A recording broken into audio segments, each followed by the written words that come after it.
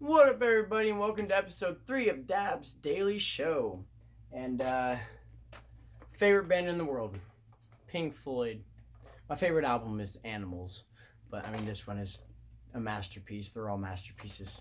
But we're not technically talking about Pink Floyd. We're going to be talking about Roger Waters. The main man, in my perspective. I mean, it's always been a war between, no, David Gilmour, no, Roger Waters. But I love them both. I just like Roger a little bit more. I got to see Roger Waters in concert 2 years ago for his Us and Them tour, and Pink Floyd changed my life.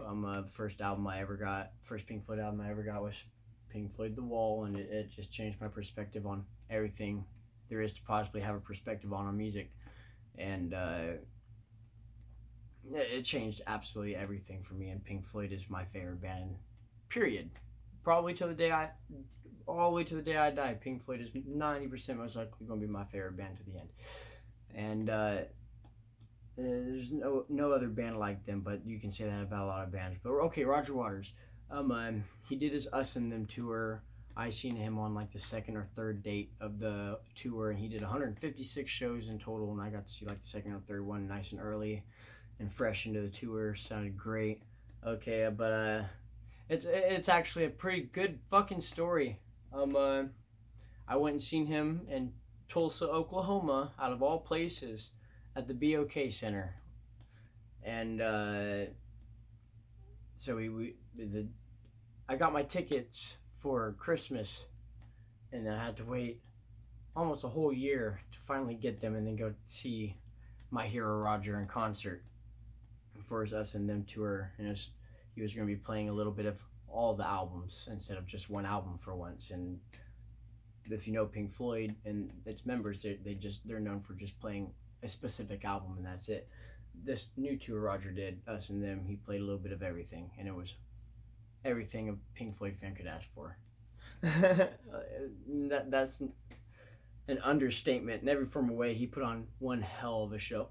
He even played a song off the Metal album. He played One of These Days. One of these days, I'm gonna cut you into little pieces. Okay, so we go to Tulsa, and that's like an hour and a half drive from where I live. We get to the BOK Center, and we got there pretty early. I mean, there's a pretty good sized line.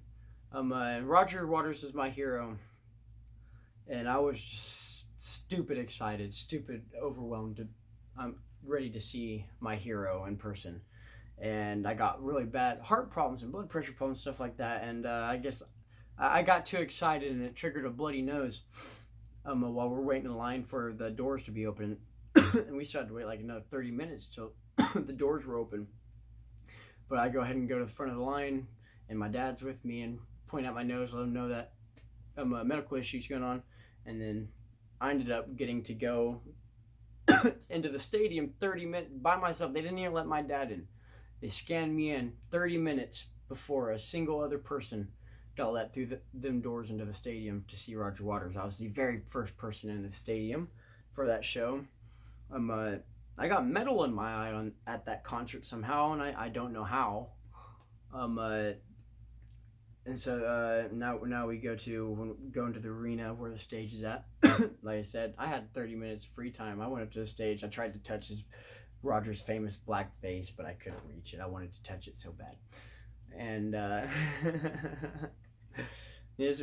so it packs up, and the show starts. I remember right before it started, I was still just overwhelmed with excitement, and I was getting nauseous. And the first thing, the moment Roger walked up on stage, I screamed that I was going to puke and scared the hell out of everybody sitting in front of me. But I ended up not puking, and I had the best night of my life. I'll never see another concert as badass as the Us and Them tour show.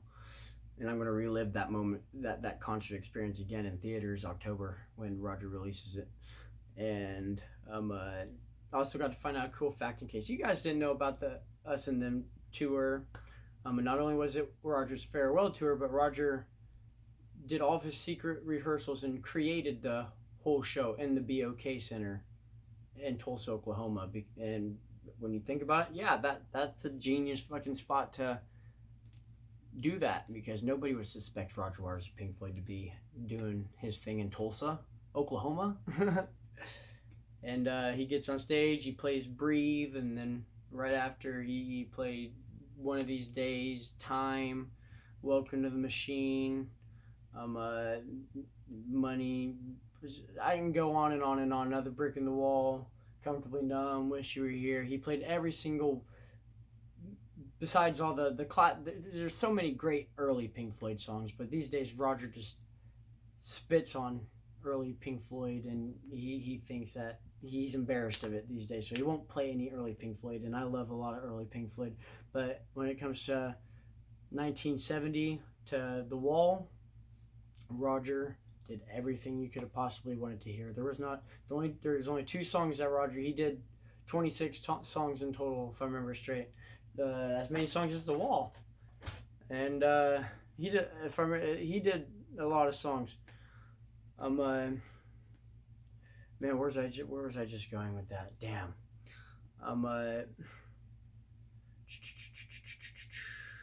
I did get Roger Waters' attention during the show, and okay, there's a fine line. There's a fine line here.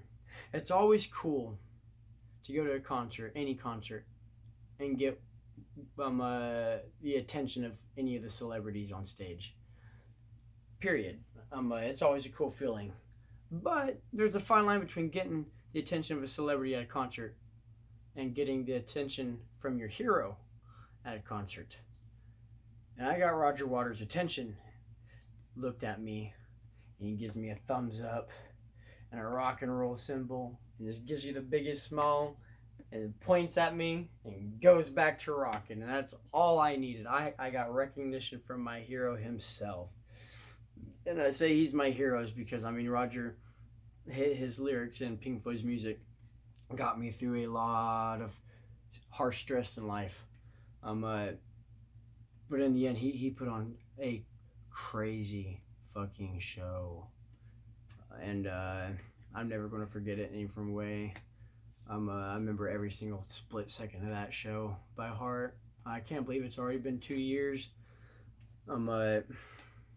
Hopefully we'll see him again, because, I mean, for the fact he said that he's got history with the BOK Center, because he also created the Desert Trip show there, that he plans on coming back to at least there. He's done touring, but he said he'll do another show at the BOK, so it's going to cost a fuckload of money. It costed us over $1,200 to see him, but it was so worth it. And then September, I'll make a video on that one. Last September, I got to see Ringo Starr of the Beatles, and that I never thought would ever happen. I never thought I'd see a Beatle in concert, but now I can say I've seen the drummer of the Beatles in concert, and he put on one hell of a show. He really did. But Roger, you can't put into words. He did so much stuff. So much stuff happened at the concert. It's a production. It's all that man lives for. It's theater rock. It's all he lives for. he puts on a show you're never going to forget.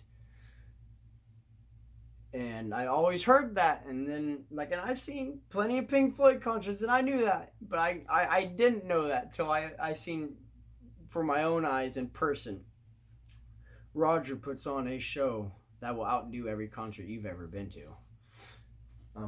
Even sound quality, it's so crystal clear. It sounds like you're just listening to it on your fucking CD player. Every single song, just Roger's got an old man voice now, but he can still hit all those pitches just fine, so it's okay. I hope I said everything I wanted to necessarily say in this video.